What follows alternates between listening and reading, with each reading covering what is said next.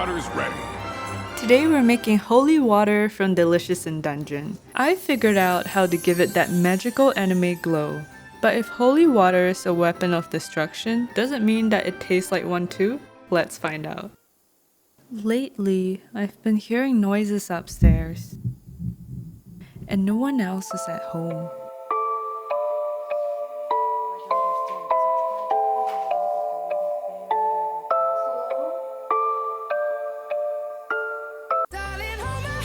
Nothing beats a Jet 2 holiday.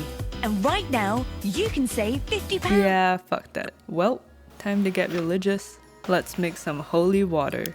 According to senshi, there's a ritual to this thing. First, we need fire to keep the evil away. And of course, treasure insects, because they're loosely related to golden rhinoceros beetle, which is loosely related to the sun. You know, just holy stuff.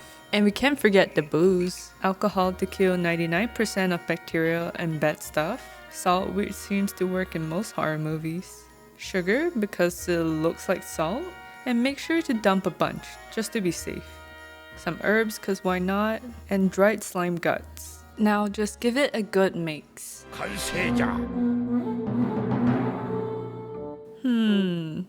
Kinda feels like this would taste like ass. And yeah, that confirms it. And maybe that's the point, but I kinda want something I can drink.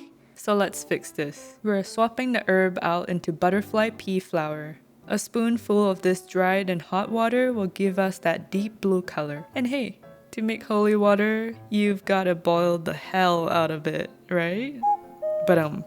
Okay, enough bad jokes. A few drops of lemon juice and it transforms into a rich purple. Now that's magic. In another container, combine blue curacao syrup, umeshu, aka Japanese plum wine, lemon juice, and sparkling water. Make sure to stir this well.